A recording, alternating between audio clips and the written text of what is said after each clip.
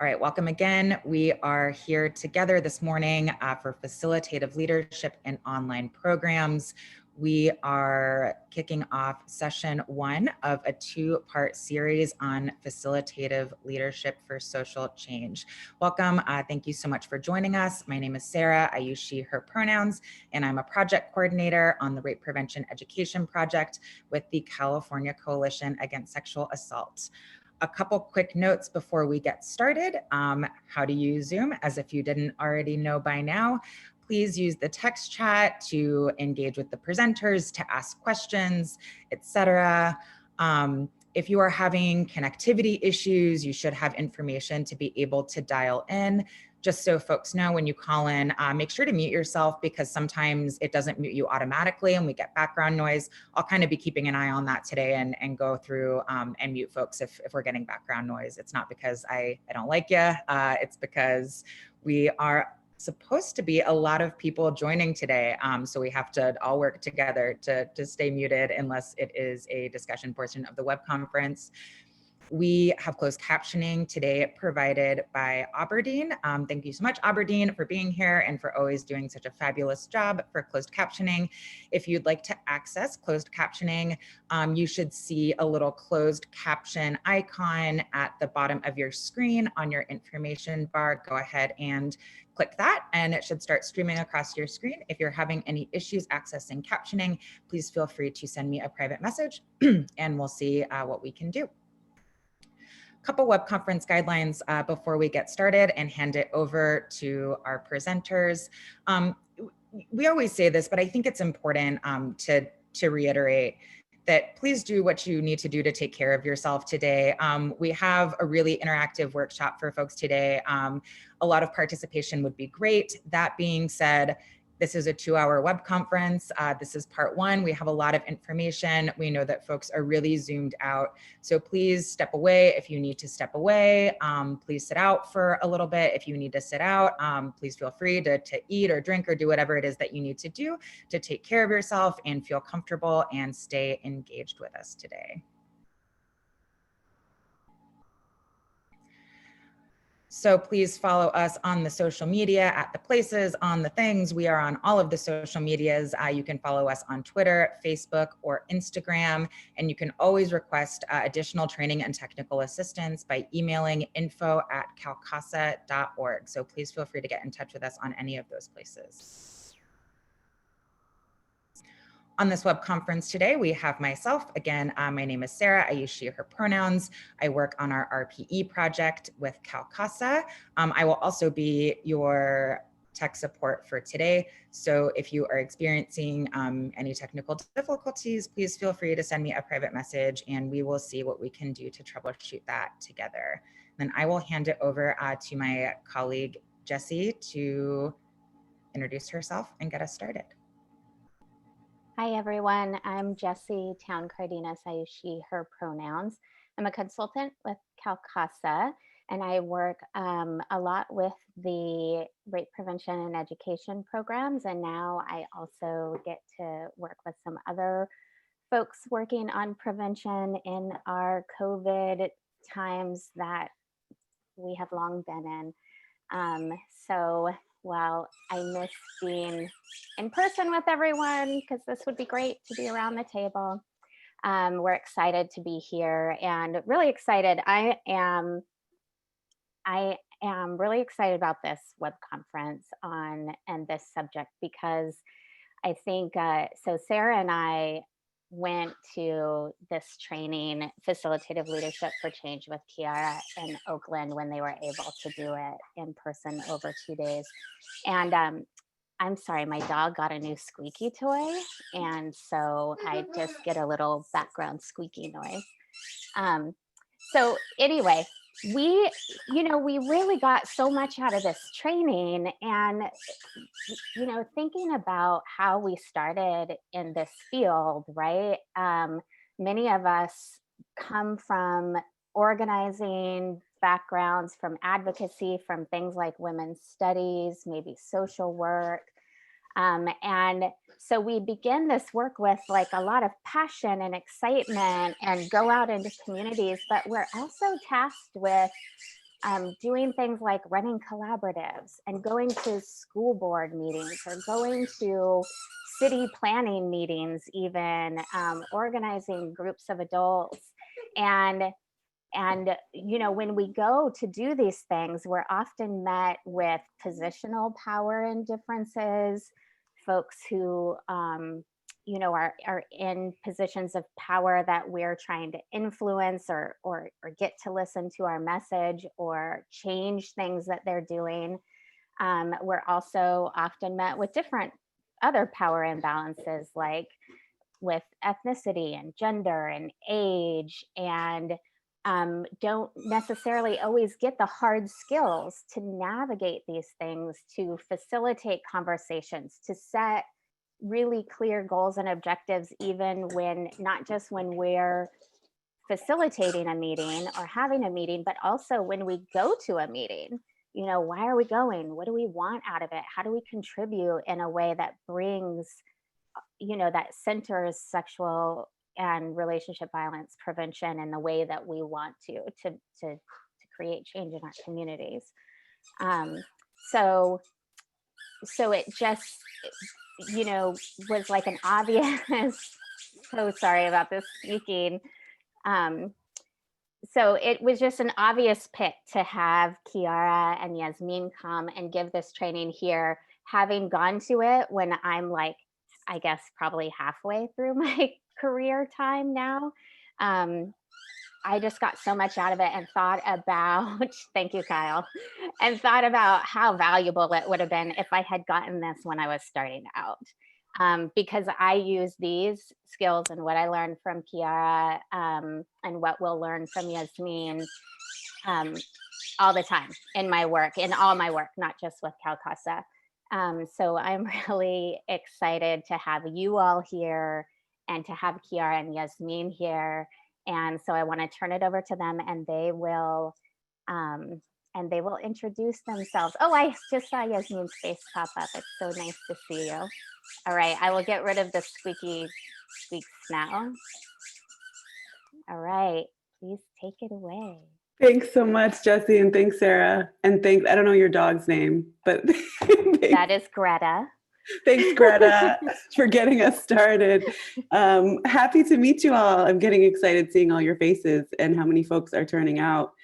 My name's Kiara Nagel, and I'm here with Yasmin Yones. We are consultants, and we do a lot of facilitation, and we do a lot of virtual facilitation.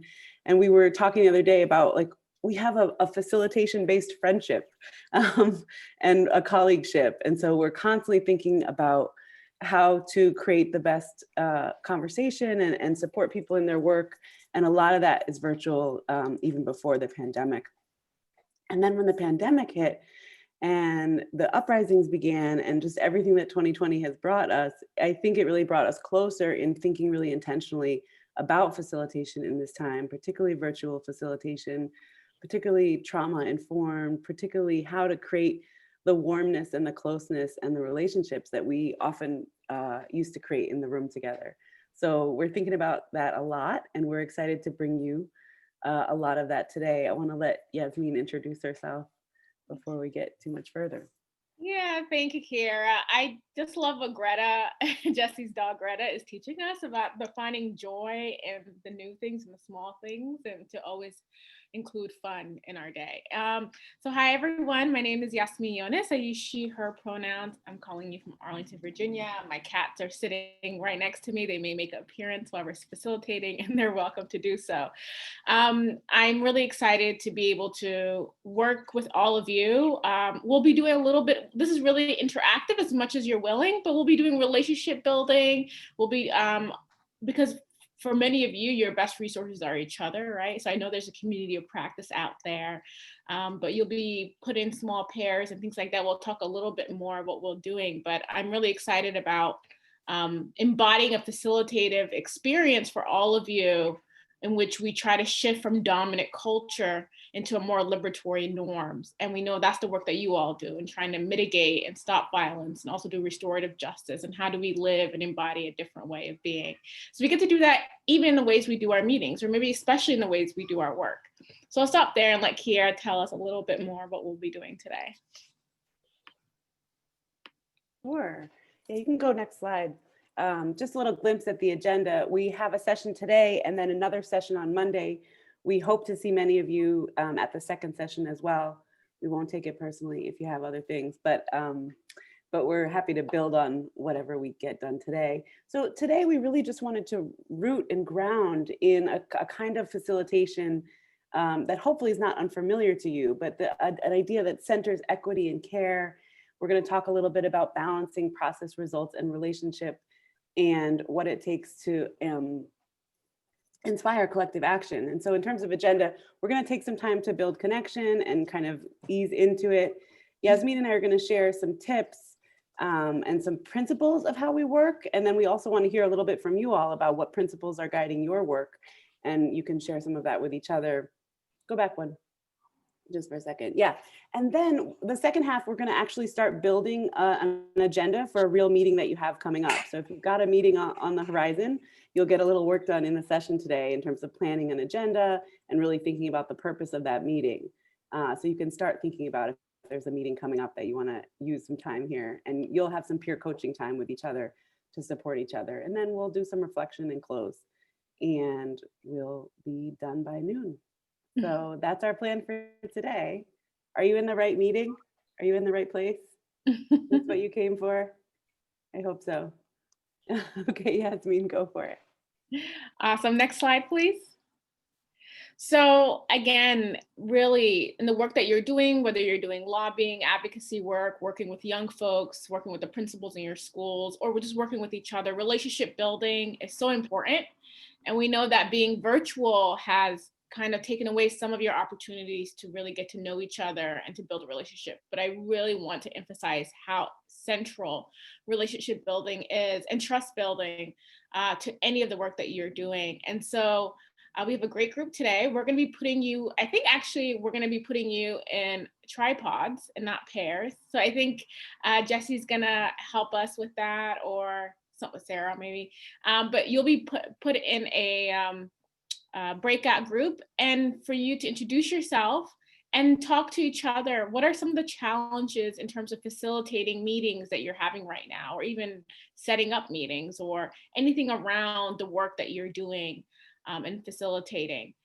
You'll have about 10-12 minutes. We'll give you a 1-minute warning when it's time to come back, but just keep it brief, and then you'll have an opportunity in the chat to offer to each other what is coming up for you. What are some of the challenges or growing edges? So with that, we'll just hold for a moment while the Zoom magic happens. And when you see a window pop up, please go ahead and hit yes or accept. Thanks, Yasmin. I'm going to go ahead and open up the rooms. How long do you want folks in there for? 12 minutes with a 1-minute warning. Perfect. Alrighty, go ahead.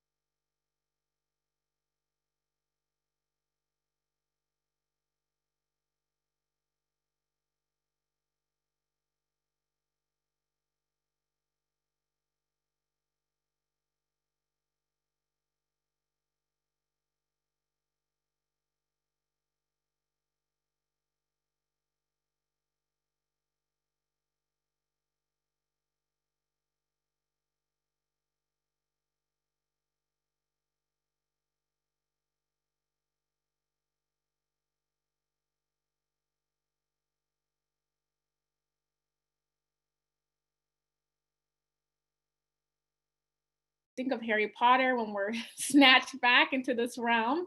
And I also invite you to go to the upper right on view and click gallery. You get to see all the faces of everyone else. This is just another way to shift away from Zoom fatigue and feeling like you're just staring at one person, and to be in community and connection with each other. Little things do make a big difference sometimes. See, I get to see your smiling faces, and it makes it so much better. So I got to be in a really awesome group. I think all of you are awesome, but my group was really great in what they were talking about. So take a moment. and reflect. What came up in your group for you, or you heard someone else say? What is some challenge or thought, something you've been thinking about, a growing edge, as they say? And then go ahead and put it in the chat, because what you're struggling with, or someone is often what others are, and can be an offering to each other. So just take a moment, click on chat in the bottom center, and share your name, pronoun, and what is the challenge, or what is something you've been experimenting with.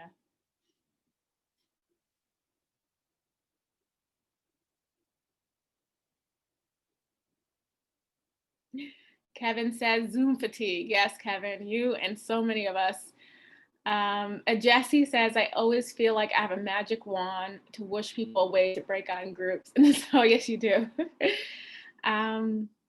Savannah, transitioning back to seeing my kids over Zoom has been a challenge as far as keeping them engaged.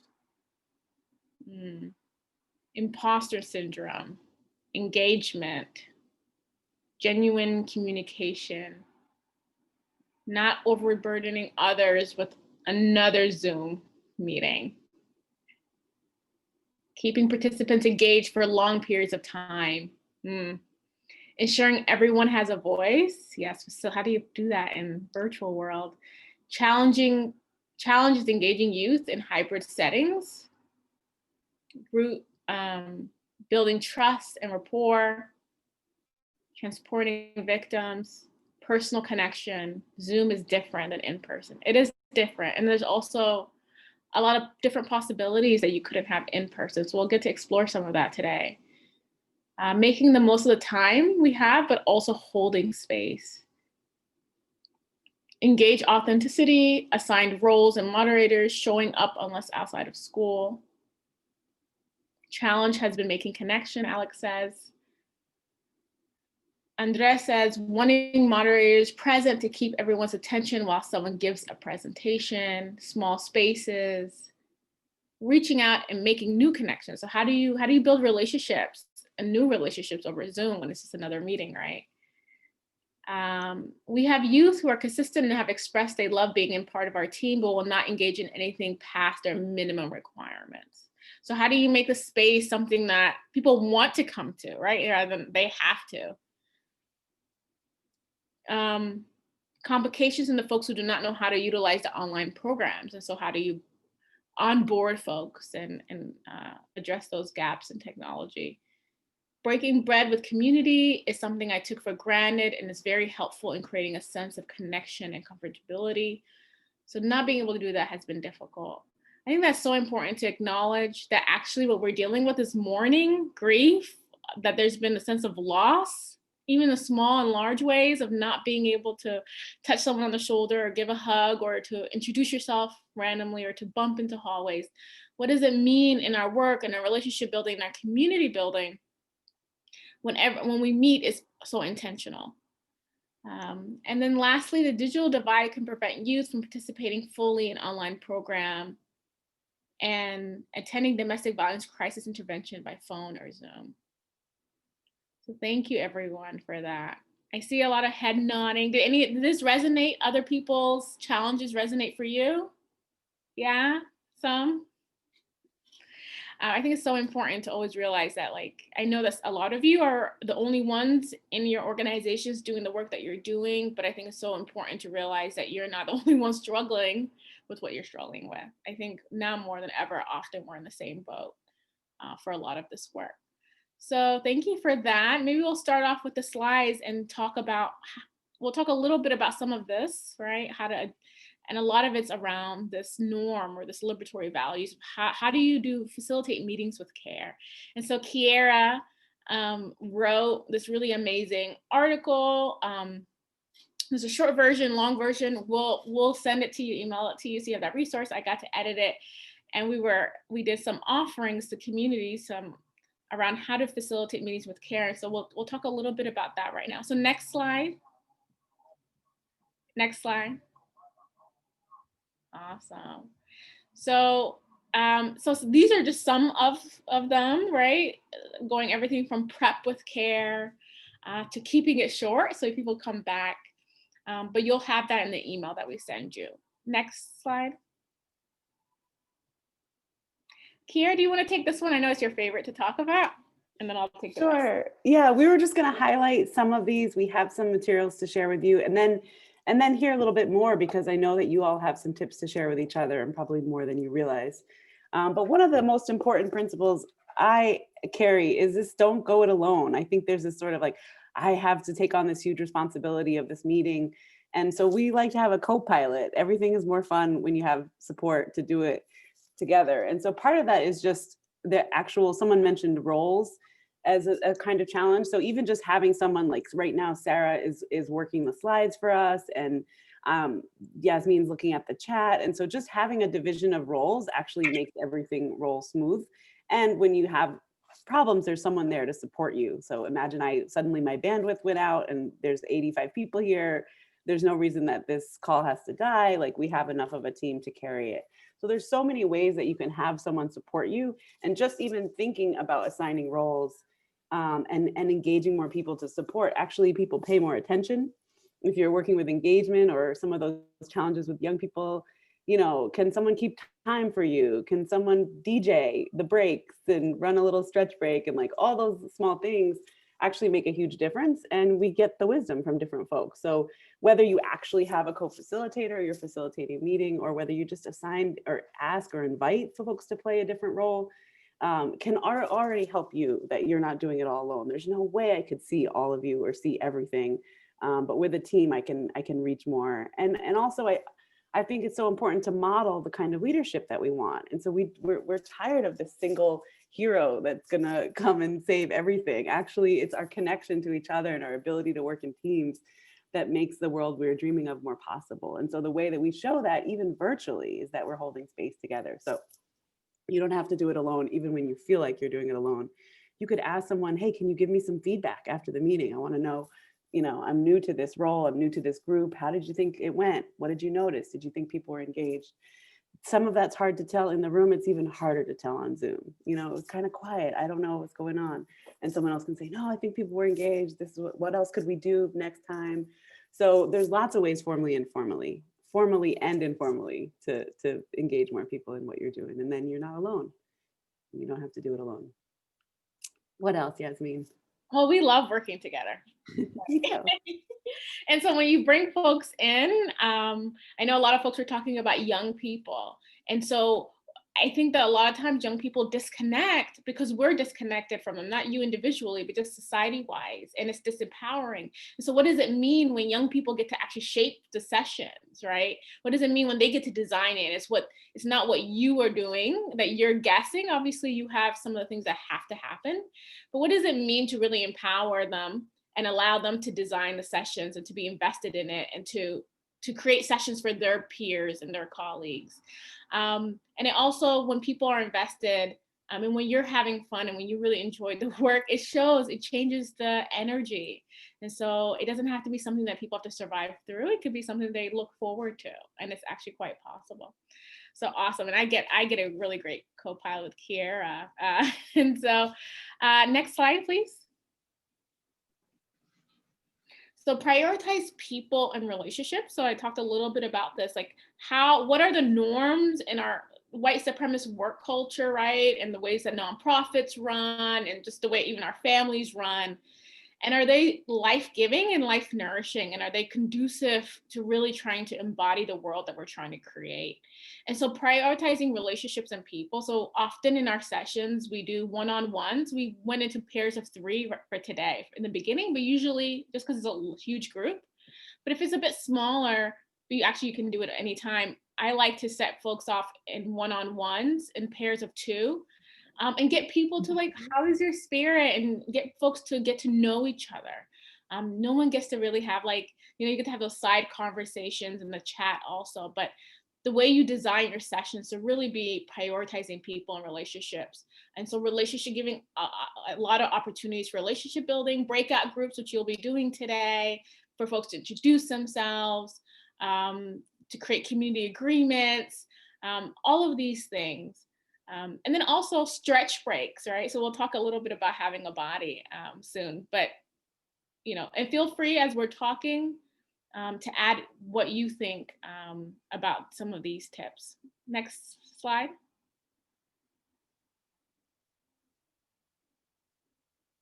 Yeah. So remember, you have a body and a spirit connection to the natural world. And so what does this mean? It means designing your meetings or your sessions and your events to be aware of, like, really also centering disability justice. Do you have breaks for bathroom or for stretching?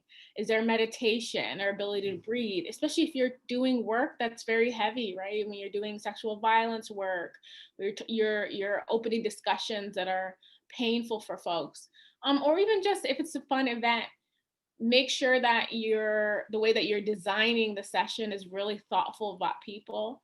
And also you can embody it in terms of your own leadership, like inviting people to eat and to drink while they're on session, while they're doing the session, right?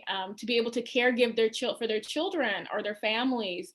We also know that when you're working with vulnerable people, there's some things that need to be thought of, right? And that the Zoom is actually kind of an invasion in our home lives.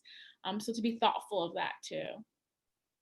Yasmin, this week I had a meeting that was supposed to take place in person and had a food budget. And so what they actually did was gave everyone a voucher to order through a delivery service to order lunch. And it was fabulous. Everyone was so happy that they had food and there was, the resources for it. So I was thinking of the comment that someone said about breaking bread and just seeing people get creative now that we've been several months in this virtual setting.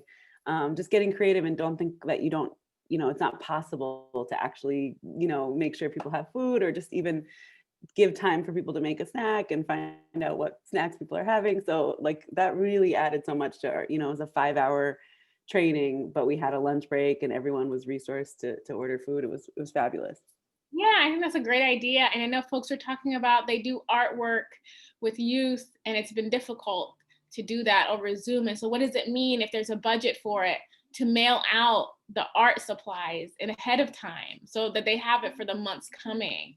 And so really just thinking about doing some prep. And I know folks are stretched thin already, but like if you do have the capacity and the budget, and it can be cheap, to send some gifts ahead of time so that your online facilitation is really more embodied and fun. I love that food. Feed me, I'll show up. Next slide. So this is a quote by a late womanist, Renee Gray. Is slow down, we don't have much time. And so I don't know if I mentioned to folks, but I'm a movement chaplain also, and I get to take care of the well-being of our activists, organizers, folks who do direct service like many of you, and our community members. And really thinking about the norm is there's so much on my plate. There's requirements from funders, from the organization, from leadership, our communities are in need, and we need to go, go, go, go. And what I ask and invite all of you is to actually slow down because we don't have much time, and to do that in a more liberatory way. And when we slow down, we actually are able to notice, what do people need? What do I need? To be flexible in the moment, because sometimes you could design a session and to be amazing, and then something comes up in real time.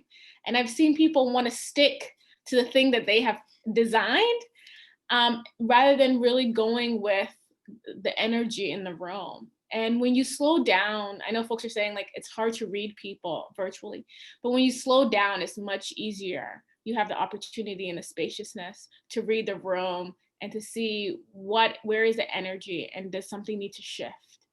And so I invite, this is also a really great personal thing to practice. Next slide. Yeah. Oh no, but actually say one more thing. Kiara was talking about a 5-hour session that thankfully that's not the norm as a huge training, but we had our normal meetings often, or trainings were 90 minutes. And we made an intentional practice at the beginning of the pandemic to make it shorter. And so all our meetings now mostly are an hour. So the 90 minutes became 75, or 60 to 60 minutes became 30. So really thinking about, is the way we're doing it necessary? If it's a training, can it be split up like we're doing for this one on Friday and Monday, rather than making you all sit for 4 or 5 hours on this? what are some of the ways that we can do justice work in a more just way, right? And really thinking about that. So we'll pause here. I think we're all familiar with that when you're counting the minutes until you can step away from Zoom. And sometimes it's not even, nothing terrible is happening in the meeting, but you're just tired of it. So I'm doing everything I can to avoid that moment with folks. Not to say it doesn't ever happen in my sessions, but I would love to end a little bit early and have folks say, hey, that wasn't so bad. I'd like to go to the next time they invite me. And so for those of you working on community engagement, this idea that you can close and keep things short and keep people coming back can actually be much more helpful than, okay, we got everyone to the meeting and now we feel pressure to hold everyone. Or imagine you finish early and you give people 10 minutes of their life back. They're very rarely angry about that. So. Yeah. So maybe we can stop share for a little bit. It's always nice to see faces. And for you all to just kind of take a moment, slow down, right? And think about what tips do you have to offer to each other? Because you all are your best resources as a community. Just take a moment and go ahead and put in the chat. Maybe something you've been experimenting with too.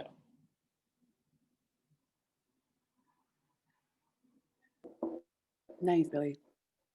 Yeah. We'll just take a moment and then I'll start reading what you all share. What are some tips? It could be small, it doesn't have to be profound.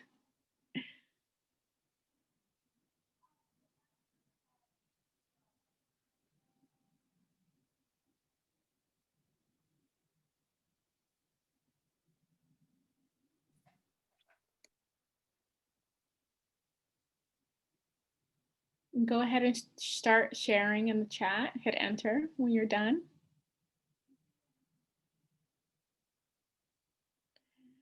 So I'll start reading. For the youth groups, we make time for kids to just talk.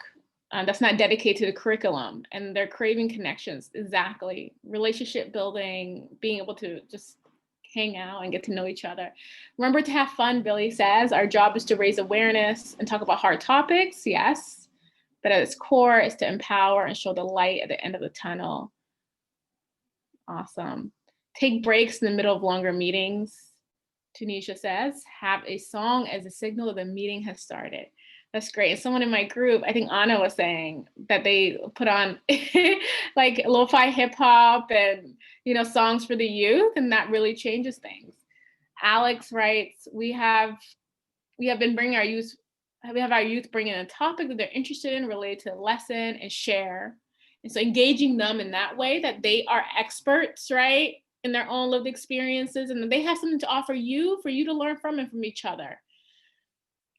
Remembering to breathe. Yes. Staying connected to your breath.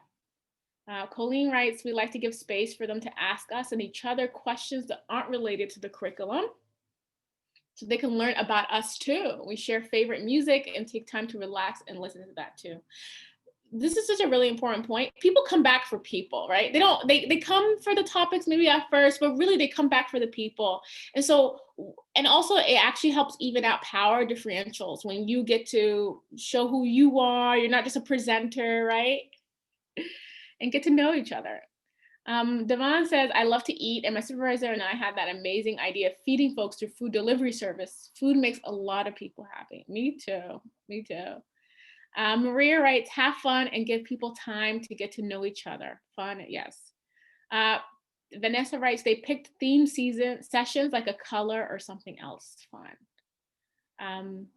Amelia asks, what kind of icebreakers are good for collaborative meetings? So we could talk about that a little later, but if anybody wants to offer what icebreakers you use, please put that in the chat.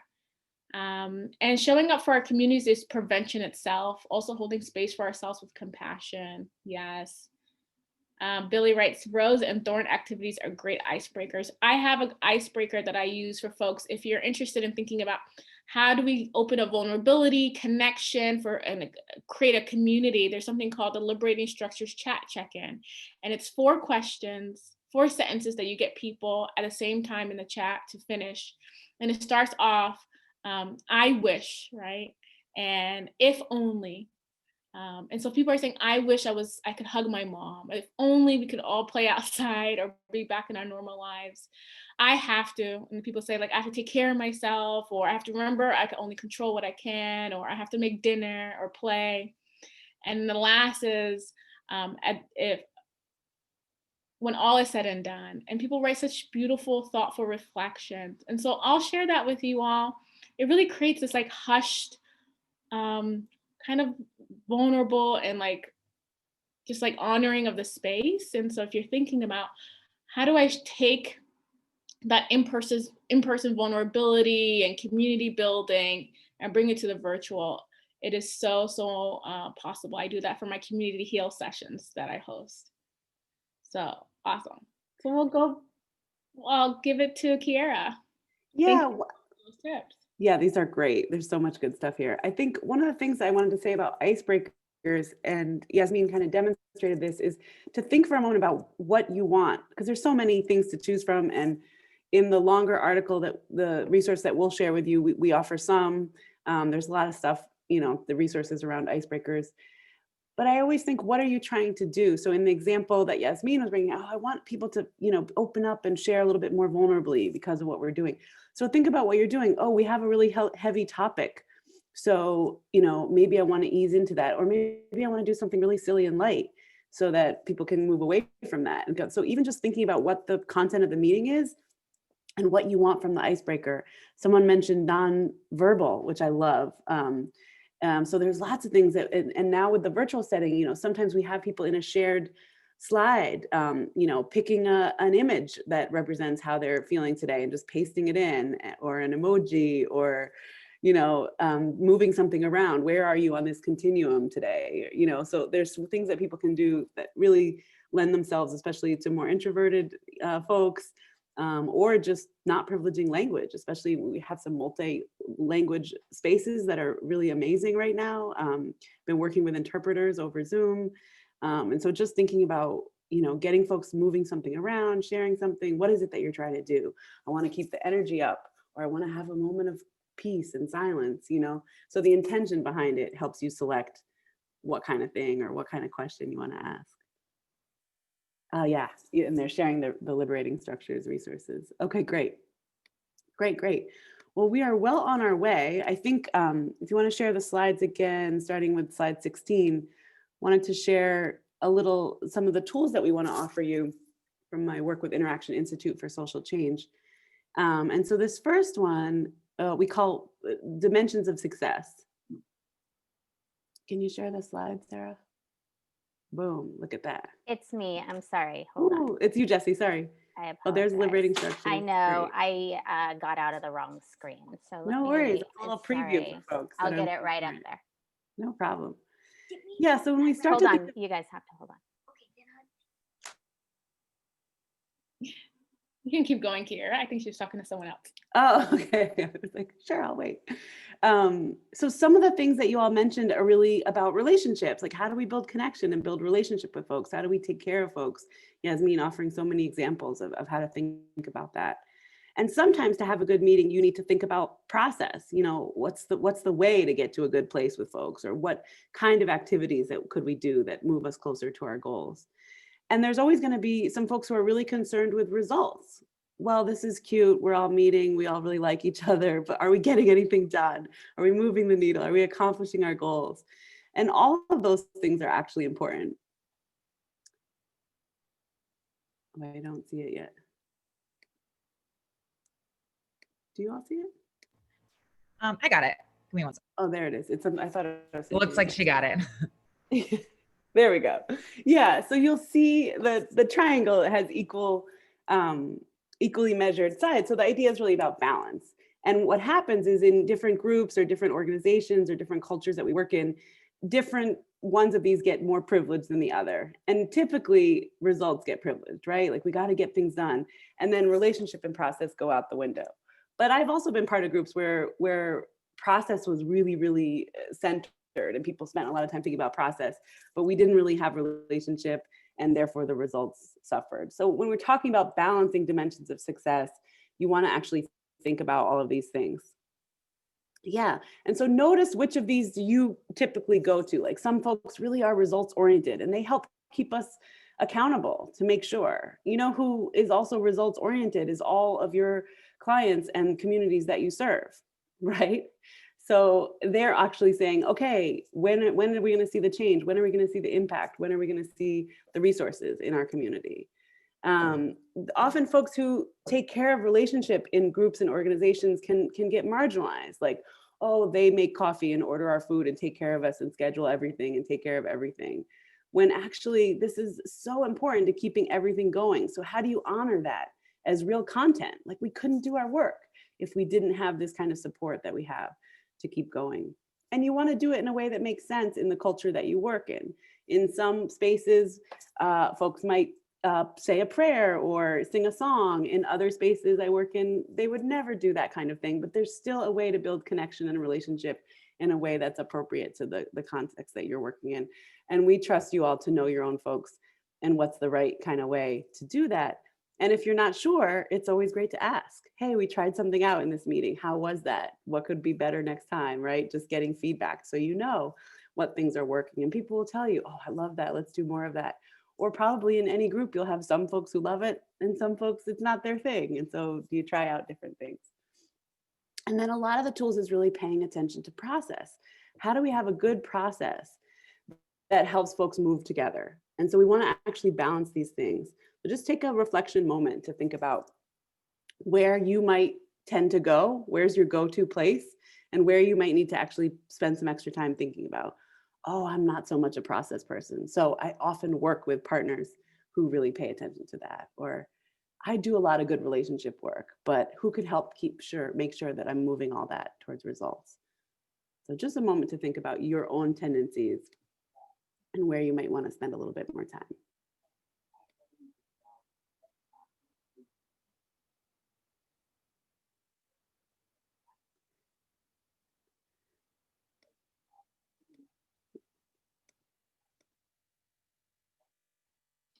Can you go slide back? Awesome, thank you. We'll just stay on this one for a little bit. So just to pause for a moment, are there any questions or thoughts that are coming up? Any comments that you want to make? Anyone either in the chat or take yourself off mute, anything that you wanted to share or ask before we continue?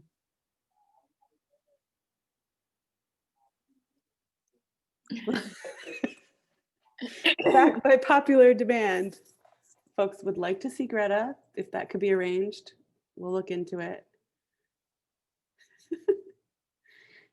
Okay. There's a question in the chat about, I think Amelia has a question about participation decreasing, and it sounds like that's kind of a results-oriented dimension of success. Yeah, Amelia, did you want to share anything more about that? You can just unmute if you're comfortable.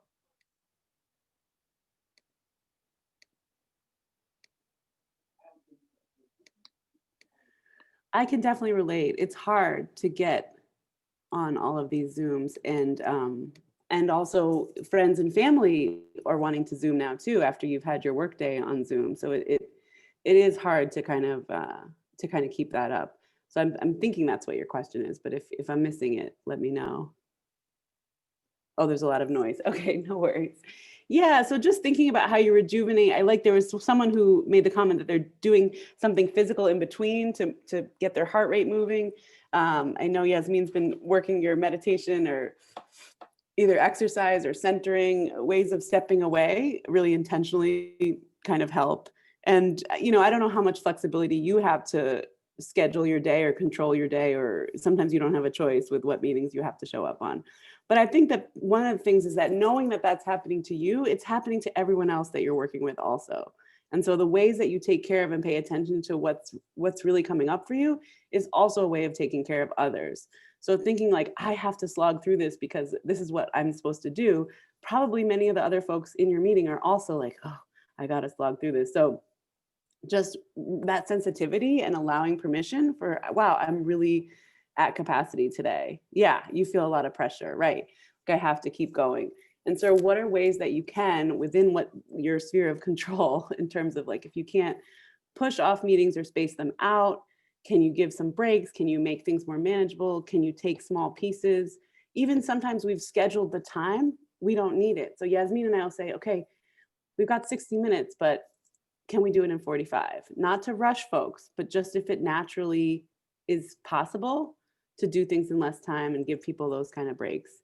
But yeah, I think most people can relate, Amelia, like a lot of us are feeling that. And so knowing that we're feeling that, and some folks are dealing with even more issues, it's coming out more and more, whether you have your kids at home, whether someone in your family has been sick, like these things have always been true, and they don't impact us all the same. And so we're thinking about issues of equity. Are folks able to be comfortable in their house, be alone in their house? Some tips coming in for you also, really tips for all of us. Just thinking about healing music. Yeah, lots of things we can try. Yeah, and I would add that Kiara has started, like, instead of doing Zoom sessions to prep for trainings like this, sometimes we just do phone, and being off camera, just being on the phone, like kind of old school, really just feels like a break from Zoom fatigue. You can take walks while you're on a Zoom meeting, when you're on the phone call. So things like that, how can you shift it so what is draining you and exhausting you is no longer always present? Absolutely. We've had in some of our more internal team meetings, we could say, let's turn our cameras off for now. Like we're still going to use Zoom because we need to share a screen or something. But even thinking about, do you need Zoom? Like if it's just you and your colleague, like maybe you could make a phone call. We all forgot that that's possible. But just having that break in your day, because when I'm on the phone, I can walk around, which is what I really like to do when I talk to people on call. So I can get up and walk around with the phone, which I can't do so much in Zoom. So we'll keep exploring some of these ideas. It could have been an email, absolutely, Diva. No one is sorry when you realize that this meeting could have been an email. Yeah, and people sometimes prefer. And so even thinking about when do you really want the camera on, and asking for that if it's possible for folks, and then also asking for people to turn it off if you don't need it. You know, if we're listening to something, or maybe we're in a shared doc together and we don't need to see each other's faces. So even just opening up those options within the tech platforms. Lots of good stuff. And yeah, thank you for the question. Everyone's different. So how do you meet everyone's needs? Absolutely. Yeah, absolutely, Madison. We'll keep exploring it. I think this question is really key, that what works for some folks might not work for others. And my thinking is that even when you start to ask the question, you're already starting to be more aware. And so noticing that's, and how do you bring that back to the group? So again, this is your don't go it alone, so that you're not alone trying to figure out how to make everybody happy, or feeling bad that some folks are not happy, but that folks together are realizing, oh, wow, some people in the group need this and some people in the group need that. And so we're not all going to need the same thing at the same time. So letting the group, if possible, hold more of that, so you're not alone with that. And then folks can make some choices, or when they're suffering through the parts that aren't so comfortable for them, they know that it's in service of some other folks who really enjoy that piece. We like to do a 1-minute dance break. And there I have a colleague who is like, I will never do your 1-minute dance break. So we have a lot of fun. We're saying, like, turn the camera off. We don't know what she's doing, but she's taking her 1 minute to energize. And for her, the energizing is just actually having alone time and quiet time and not seeing us. So that's what she does for 1 minute while the rest of us dance. It works for us. Depends on the group. So we've been on for about an hour, so we want to do a quick stretch break. If we could get DJ, is it Jesse? DJ Sarah or Jesse to play a song for us. But just wherever you are, we're going to take 1 minute. So if you want to get up and get coffee or water or the restroom, you can do that. If you want to stay with us, we're just going to actually move something where you are. You could stretch, move a shoulder, do some tapping if you like to do that. I like to remind my limbs that they are still here with me. So I sometimes tap a little on my legs. Yes, I see some good neck rolling, some shoulder loosening up. Oh yeah, thank you. Your body will be grateful.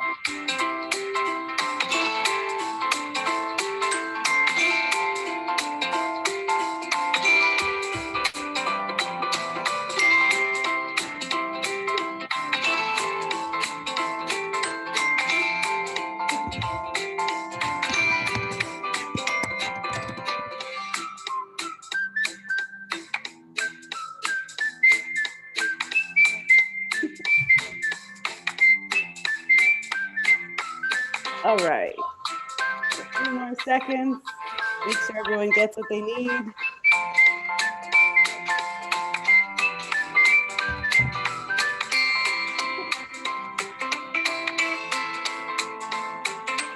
right. Yes, thank you for the cheerful music. Loving it. All right, and we're back.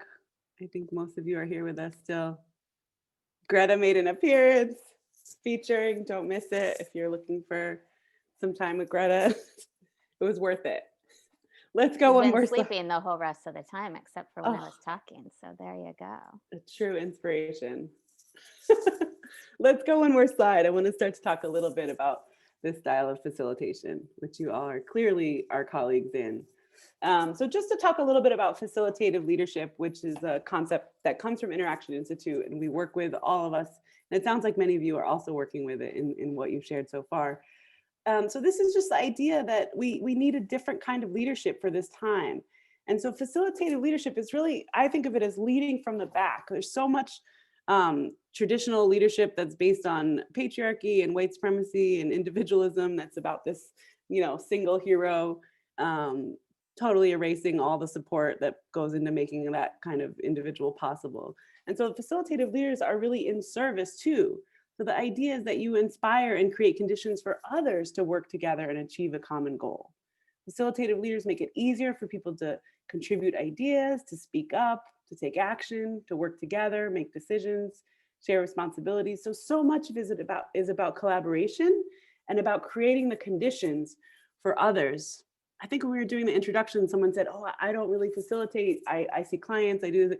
And I'm thinking with this style of facilitative leadership, it's not only running a meeting for a big group, but the way that you host your clients and are in service to them and create a conversation or a space where they can talk to you and you can help meet needs together and you can create conditions for them to actually figure out what they need and how to take action and how to get support.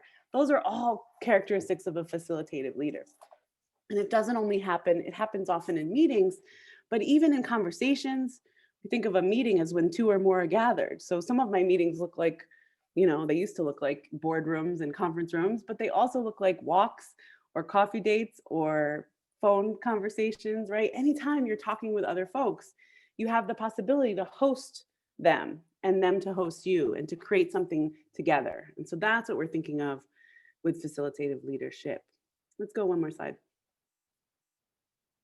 So what is facilitation? There is so much talk about it. And I like to say it's a bit of an epidemic. Bad facilitation, there's just so much of it.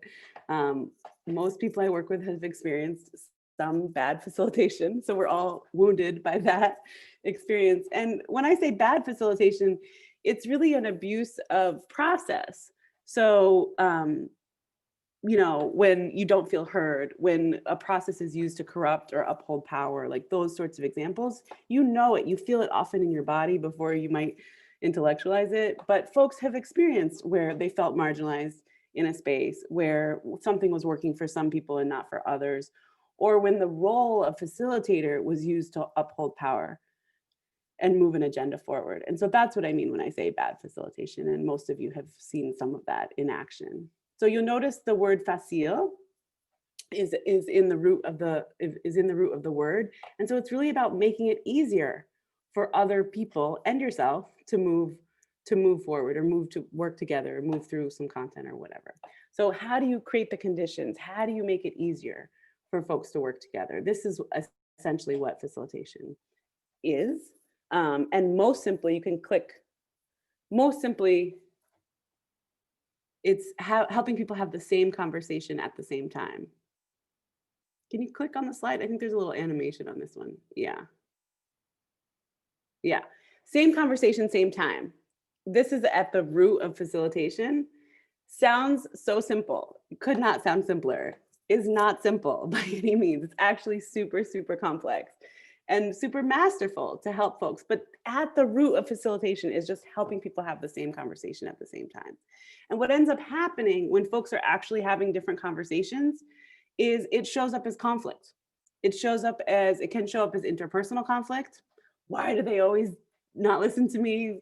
They're always trying to, push my ideas aside or whatever, when actually it might be just that you're in a different conversation. And not to say that there isn't sometimes conflict, either in the process or ideology or interpersonal, but most of conflict comes from bad process, ultimately. And so the way that we can create good process, or just invest in preparing for conversations, or just asking questions, what are we doing right now? The most simple question you can ask in any space. You don't have to be leading a meeting to ask, what is this meeting about? What are we doing right now? Are we all just giving our best ideas? Are we just brainstorming? Are we deciding something? Are we identifying who else needs to be in this meeting? So just asking like simple, innocent questions of like, what are we doing right now? Helps everyone in the room say, oh no, this is the conversation we're having right now, right? So there's so many ways that you can be in leadership, in facilitative leadership, without actually being the boss or in charge of the meeting, or even you didn't design the meeting, you're not running the meeting, you're just in a conversation and you're noticing that it's going all over. And then it shows up in people feeling marginalized, feeling bad, feeling silenced. And because we've all had so much of that bad facilitation has wounded us, that we all carry that. I have not worked in any community or any organization that was not scarred by that. And so we're constantly looking for evidence that is going to push us further out, rather than looking for ways to pull ourselves closer in. And so I think anything that you do around facilitation is actually healing work. If this conversation can go well, maybe the next one can. The last one didn't, but there's always hope that the next one will go better. And so the way that you invest in that, helping people to have the same conversation at the same time, is an investment in humanity, in people's dignity. It's an investment in deep democracy. Maybe folks leave the organization or you don't ever see those clients again. But if the experience gave folks a little bit more hope that they could work together with other people, that other humans could serve one another and support each other, that's moving things down the line. So that's in the big picture, that's how I think of my work, right? If I can just do a little bit to heal, to move folks closer, to build the possibility that we can work together, we're moving together. Click a little bit more. Yeah. So I want to talk about content versus process. This is one of the ways that we think about having the same conversation at the same time. Click again. Sorry, I think there's one more. So, yes. So when we think about an egg from a chicken, let's say, what are all the things that you can do with an egg? You can put in the chat. You can think of what are some of the things that you could do with an egg?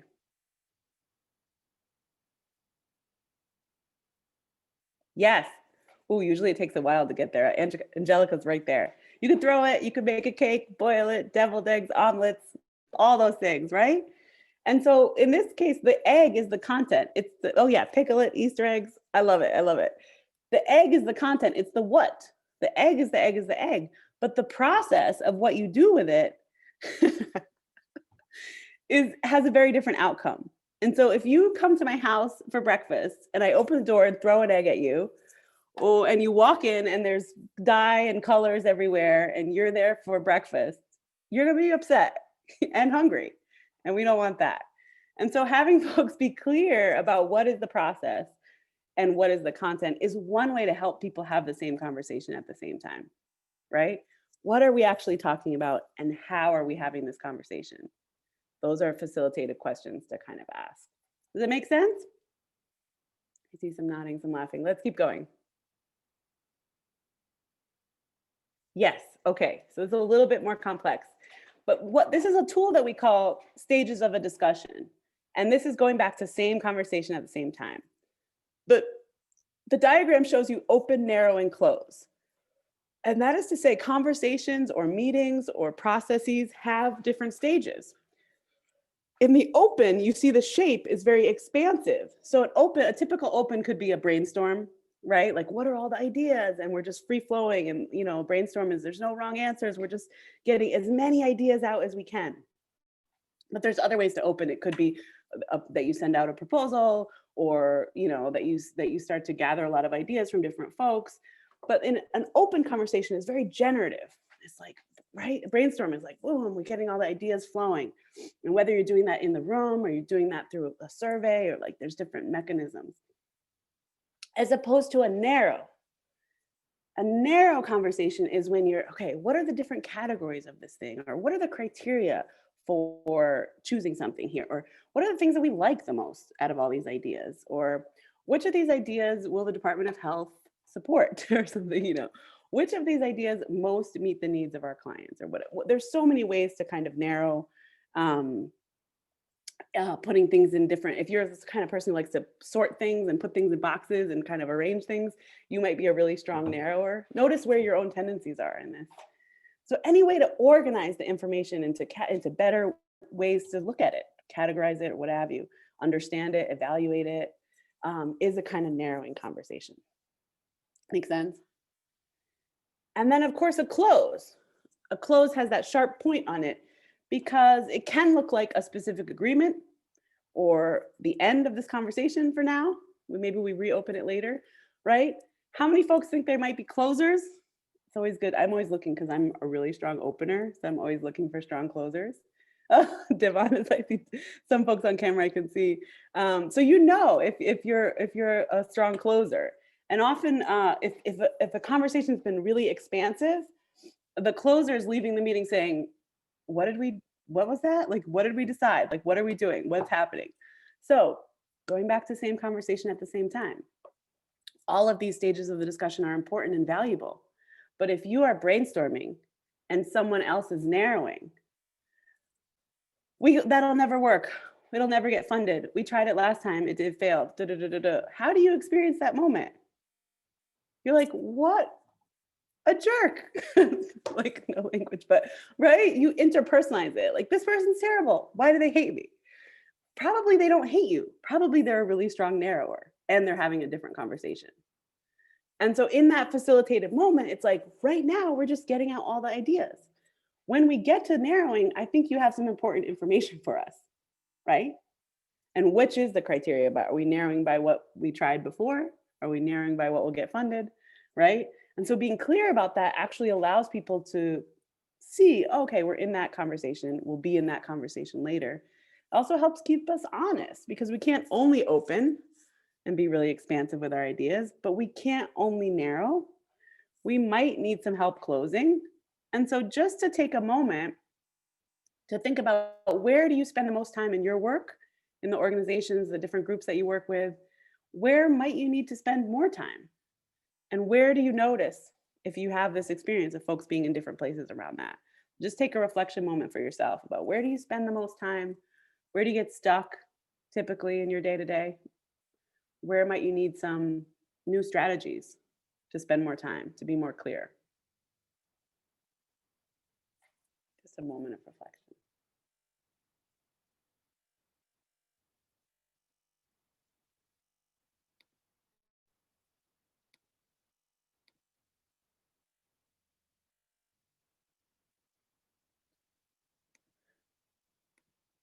So just a couple more points about open, narrow, close. You'll notice the little white space in between the spaces is actually on purpose, because this is the space where we decide all together, or you decide as a leader potentially, that we're moving from one space to another, but we do it together. So have we exhausted all the ideas? Have we narrowed efficiently? Have we gotten everyone's input that we need to? Are we ready to close is often a question. And that's a question of, like, has there been enough time for folks to really think through this? One of the pieces of bad process or bad facilitation is just not giving folks enough time or cramming too many things in. And then the feeling is just frustration and failure, when we might not be failing at all. We might just have not enough time to do the task at hand. So give people enough time so that there's an opportunity for them to succeed or feel good about what they're doing. There's no need to squeeze like that. It doesn't increase your productivity. It just increases frustration and conflict. Open, narrow, close. Any questions about this? Jessie's saying she's been using it a lot.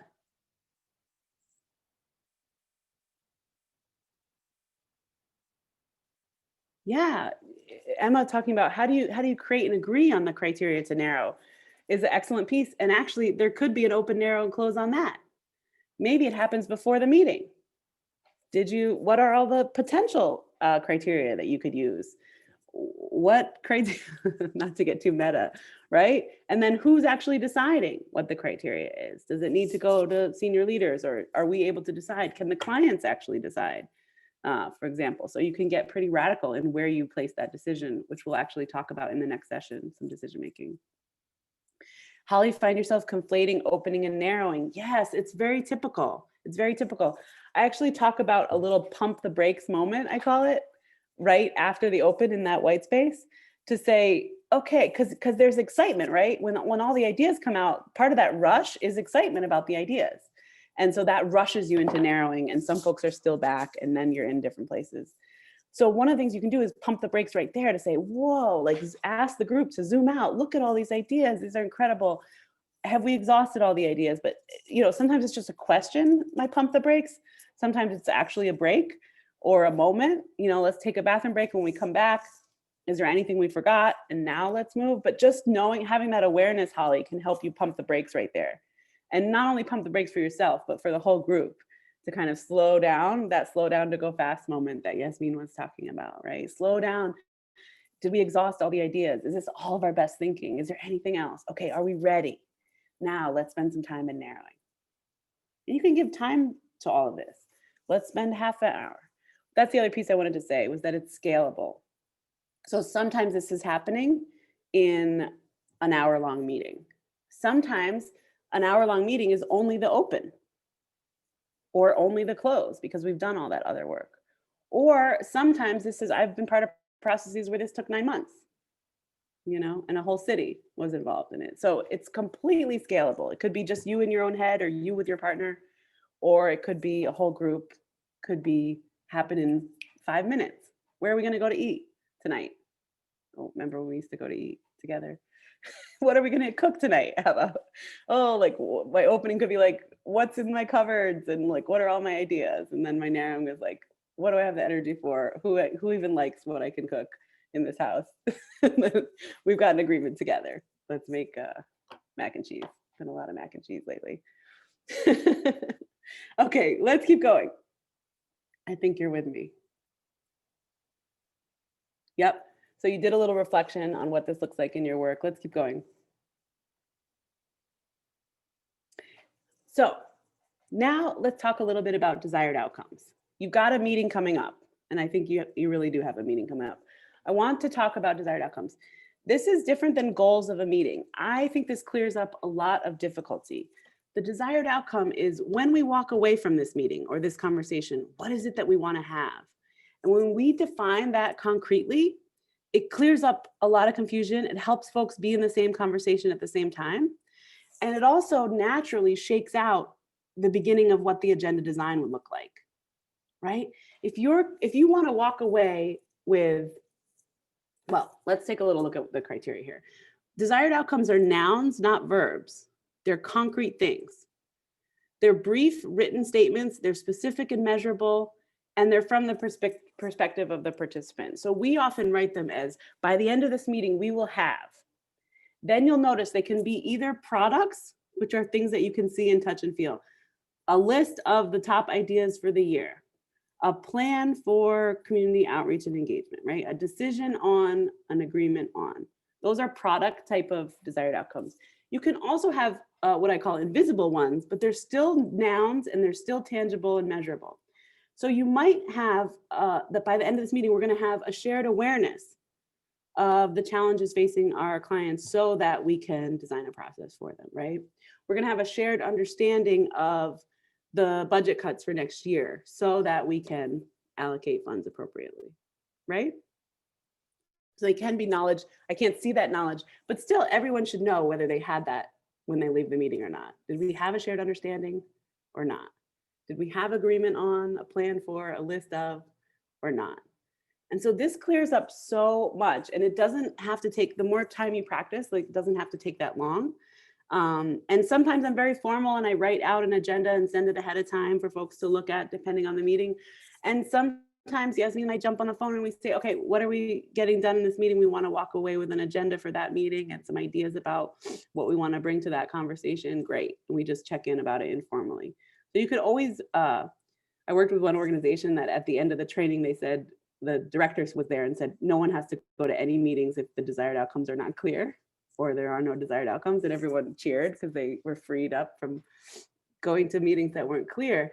But in a more generous way, you can just show up at things and say, what are we hoping to walk away with today? And that's just a nice way of supporting whoever is leading the meeting or whoever's in the meeting, getting clear. It's just a nice way of being supportive, of actually being on the same page. So I want you to actually write one right now.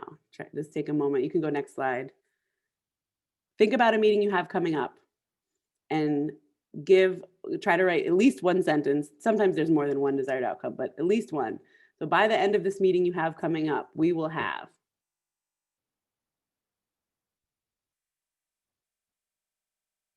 I'll give you 1 minute, and then I want to give you a few other things before the breakout. Try to write a desired outcome.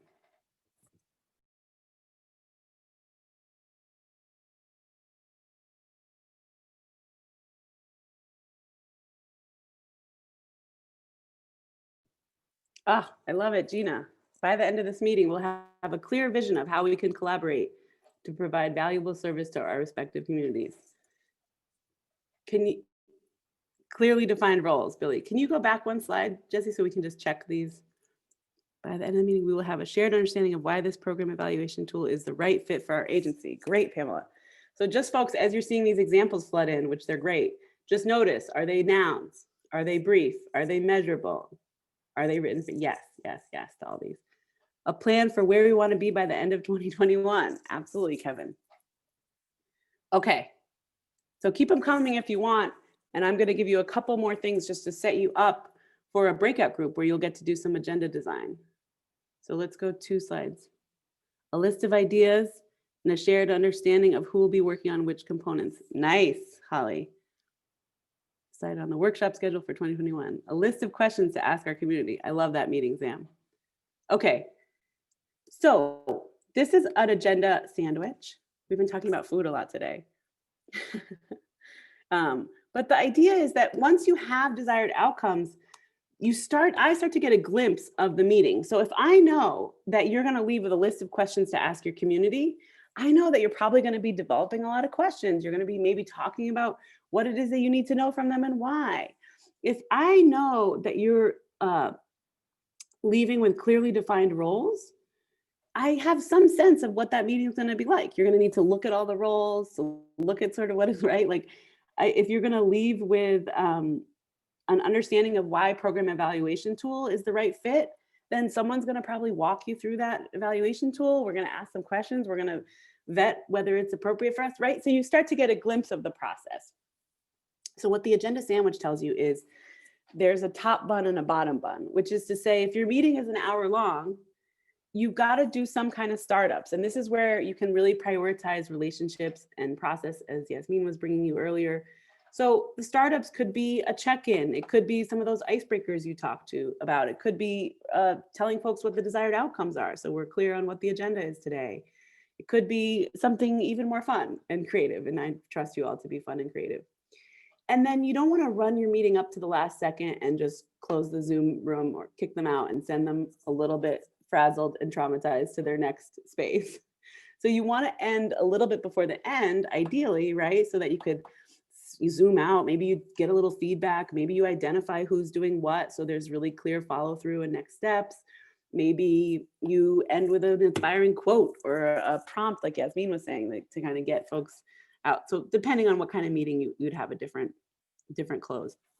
But once you get that top bun and the bottom bun, then your hour-long meeting is maybe 45 minutes max, right? And so in the middle is the meat, the tofu, whatever you like to put on your sandwich.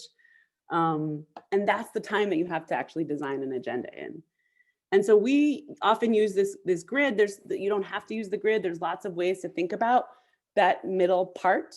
But I want you to think about what's the right startup for this meeting and what's the right close. And you start with that desired outcome. If I want to walk away with this, how do I start? How do I end? And what's in the middle? And in the middle, you'll see there's a what column of like, this is the agenda item. It's the presentation of the program evaluation. But the process column is where you actually might lay out a little bit more detail in the process. We're going to present content. We're going to ask for questions. What is the question that we want to ask folks? Is it just, what do you think? Or do we want to know, what are your top ideas here? And so I want to double click on there to show you open, narrow, and close in the middle there. Is the process an open conversation? Are you at the narrowing? And therefore, do you have a criteria, or how are you narrowing? Are you at the close? So just think where you are in the open, narrow, and close in the middle. And so I'm going to give you some time in the groups. When you get in the groups, share your desired outcome, so everyone can hear each other's desired outcomes. Give each other a little feedback. If there's any way to make it stronger or clearer, make sure that it seems really clear. And if folks don't know exactly everything about your work, it's really helpful, because then they're just very outside saying like, I don't quite get it, or, oh yeah, that's very clear to me. So read your desired outcomes to each other, give a little feedback, and then pick one person's desired outcome to build an agenda, so you can coach each other. So you probably only have time to do one person's agenda, but if there's one that you can work on together, click one more slide. You could build out something like this, where here's your desired outcome, and then you start to build your agenda. And you could use that kind of a template. I think if you click one more, the sandwich is there. Yeah, so the sandwich is there in the middle. Make sense? Okay, so I think most folks can go to a breakout group. If some people want to stay in the main room, we could do some coaching here. And I think we have about 15 minutes. How's that?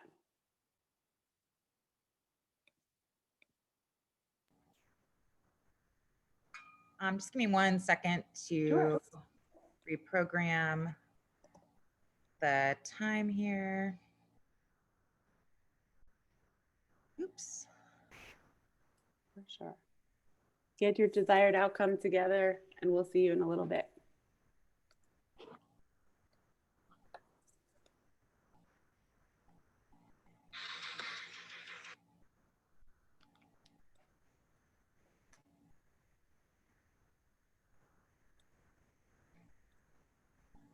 All right, everything should be open and folks should be joining now. Great.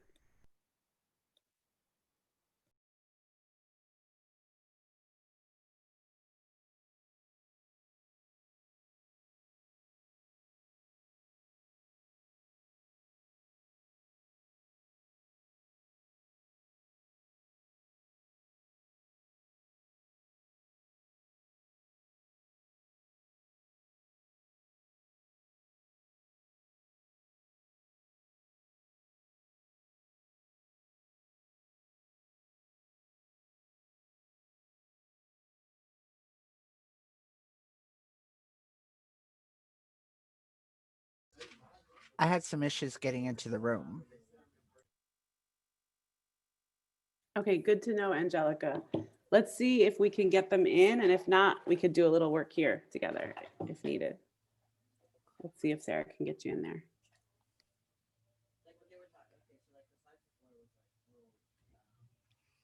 I don't know if it was on my end because it said like leave computer audio, and I said yes, and then I jumped in, or I tried to jump in, and it was still on the joining part. Watch, I'll try it again.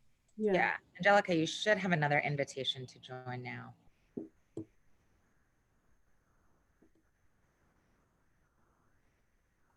Sarah, I just want to make sure the group you put me in has enough people, because I declined to join a breakout group this time.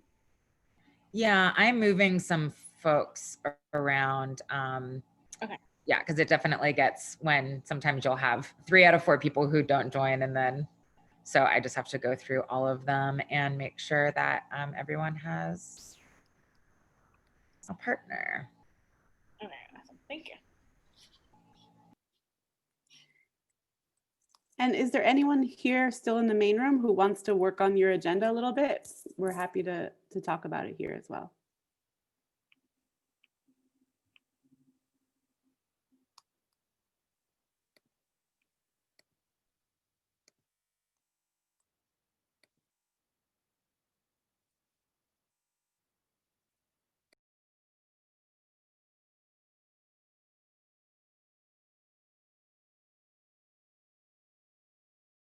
I'm going to stop the share for just a second just so that I can switch. Info about time management and assigning roles to help the meeting stay on track. everyone had different strengths, which was also helpful. Awesome. Gina, do you want to talk a little bit about this frustration and what that experience is like and how this is helpful? Not particularly, but I will. Right. No, just knowing that I'm not the only person who goes into, our office has 5 different locations, and we have a lot of subcommittees that we're working with right now. And sometimes we come to conclusions really fast, really great, but our brainstorming process tends to be really excited and long. And then what happens is we come up with some really great ideas, but sometimes get lost in like, what do we implement first? How are we going to implement it? What am I responsible to do when we walk away from this? So sometimes I walk away with a lack of clarity of like, what did we just discuss? Because we strayed too far from our original conversation. So knowing that like we're not the only ones that come across that is good to know, but also having these tools now that I can take back to these respective committees and be like, hey, let's try to streamline these couple of ideas for today's meeting and then move forward from there. However, we have recently introduced Slack to our program. So we chat a lot with that, and we have so many different channels that does streamline things a little bit better. And it's easier to connect when you're thinking about that. You can leave the other project, over here for a while and not stray too far. Awesome. What I meant by it. No, that's great. And I think that I asked you to expand on it, and thank you for taking the invitation, because I think that's a struggle that a lot of folks are having, that flooding experience of all these ideas, and it starts off strong and energetic. And then really how is the narrowing and the close executed could really make the difference between that was a great use of my time and I don't know what happened. Why are we meeting? What's the next step? And so that frustration is very real. So I'm really glad to hear that and hope that that is supportive of you and your work. So thank you, Gina. We have some other folks in the chat talking about it's important for everyone to take turns facilitating, that there's a different experience in facilitating and participating, and also how to support facilitation. And I think that really is great also if you have trouble or struggling in your groups around like work, balancing, who does what and delegation. And then also folks may find that they're really great at facilitating or that they really enjoy providing tech support. And it really helps with, I think, in terms of the larger picture around burnout and Zoom fatigue, if folks get to be supportive of each other. So thank you for that, Elsa. And Sam writes, ways to build back when plans are suddenly canceled by COVID and reaching people within the organization for help and ideas on how to do that. Billy talks about recognizing that you can make anything productive if that's what it's planned for. Angelica talking about the importance of keeping things simple, yes, and to make sure we have clarity upon completion of the meeting. And Gabby agreeing with Gina, talking about how sometimes it can be difficult to streamline a meeting when you're not in a role to manage the meeting. And there's friction or differing opinions. And sometimes 2 hours later, we haven't accomplished much. This will help streamline those meetings. Yeah. That's okay. Hopefully, if you're having connection issues, maybe taking yourself off video if you're on video, but hopefully that can be figured out and supported. So thank you all for doing that. That's really great that you're having these conversations. And I think that meetings are such a thing that a lot of people have struggles with. So next slide. So we have about 10 minutes left. And so just thinking about the closing as we're doing. So the plan, we have another session coming up on Monday, and what we'll be talking about is how to engage stakeholders, right? So some of your stakeholders are funders, some of your stakeholders are community members, young folks, direct service, whoever your stakeholders are, how do you engage your people? And then how do you build clear agreements? Where is the overlap? Some folks, you have a lot of overlap with, some you're really trying to convince them. And then talking about convincing or inviting folks, we're going to be talking about how to lead with inspiring vision, right? How do you go in? How are you clear about what is the goal or the world that you're trying to create? And how do you invite people into that? So we're going to pause here because what we talked about is really shaping things in collaboration with the people that you're working with in your meetings. And for us, that means all of you. So maybe taking a moment, do you have any feedback we got some feedback about making sure that the breakout rooms, that you have some of the documents, But do you have any feedback also around how today went, what is supportive, and what else that you might want to go into for next time, knowing that we have a limited time window, but let's just take a moment. What would be supportive of you in the next session if you're able to attend? Get to co-design together.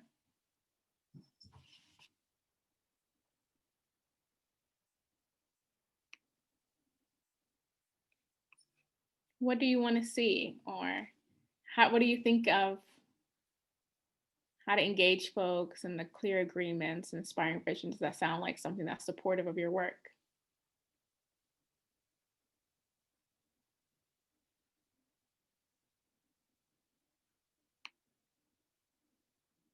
Anyone in the chat? Do I take this as agreement that everything is going well and you have found this supportive? Can I get some head nods maybe? Thumbs up? Yeah, awesome. Great. Reaching out to new community members via virtual space. So how do you initiate and build those connections and relationship building? Awesome. Great. And next slide, please. If there's a next. In the chat, if you can share one thing you're taking away or appreciating in this moment. So reflection is also great for feedback, but also for you as you experience things, the slow down, we don't have much time. If you can share one thing you're taking away that maybe you'll practice, you'll think about, or you just appreciate being in community, whatever it is of this experience or from the knowledge you've been able to get today. Go ahead and put that in the chat.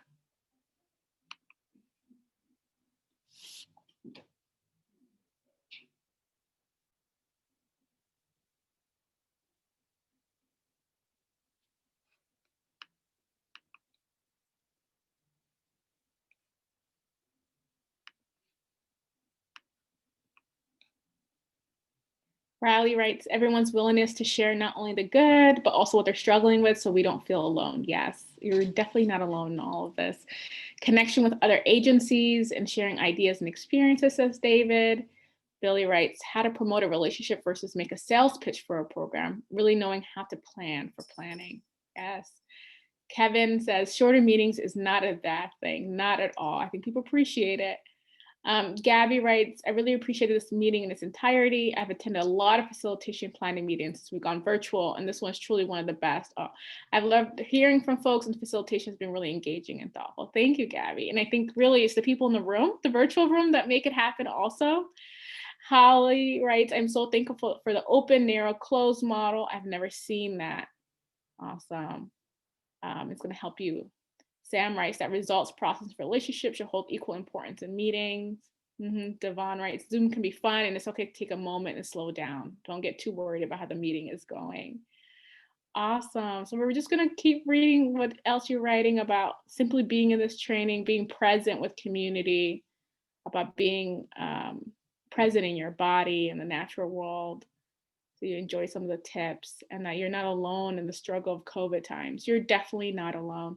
So it's really been an honor to be able to be here. You guys are doing such important work. You know, you all join this work for your own reasons, but oftentimes you do this because you deeply care about the communities that you're serving and the world that you're trying to create. And so thank you for investing your time in this, Kiera. And I really enjoy being able to do things like this with communities and folks who are doing really important work on the front lines. And so thank you for your participation and how you show up present and engaged and offering with generosity to each other, because I know you all learning from each other. So with that, I'm going to hand it over to Jessie. I'm going to hand it to Sarah. I'll close this out really quick. That was great. Thank you both so much. I don't have really a whole lot to add for closing remarks. I just want to echo what Jessie said in the chat, and this has really been of great benefit for us, particularly the agenda structure and open, narrow, close. We use this all the time in our meetings together and with outside stakeholders. I personally have found it incredibly useful when I'm tasked sometimes with facilitating meetings where folks might have more institutional power than I do, for example. It's really helpful for that. And I think that open, narrow, close specifically could be really great to be adapted for those of you who are doing youth work and leading youth leadership teams, particularly as we know in working with youth, especially with action planning, there are like these really big grandiose ideas and a lot of great energy, but sometimes our work as facilitators is to kind of help narrow that down a little bit too, and not just with young people, but with adults and community groups. So these tools can definitely be applied outside of just kind of your regular organizational meetings. We can use facets of this maybe in a less formalized way to work with our community action teams as well. So I think that that's really important. The last thing that I think I'll add to the couple of tools that we looked at today is that in my experience, particularly open, narrow, close and the agenda structure and desired outcomes are most effective when you have buy-in from your other meeting participants, from those in your organizations. So we'll be sending out the slides and recording at the conclusion of the series. And so we really encourage folks to share that within your prevention teams or your larger organizations, what have you, and kind of train up your other folks on some of these tools, because I think that they're much more effective when everyone is sort of, aligned in that way, going towards that common goal. So that is it for me. Thank you so much for joining us. Just a reminder, we will be back here Monday, December 7th, same time, same place, 10 a.m. to 12 p.m. Pacific Standard Time. Have a great rest of your day. Thank you, everyone. Thank you all. Hope to see you Monday. Take care.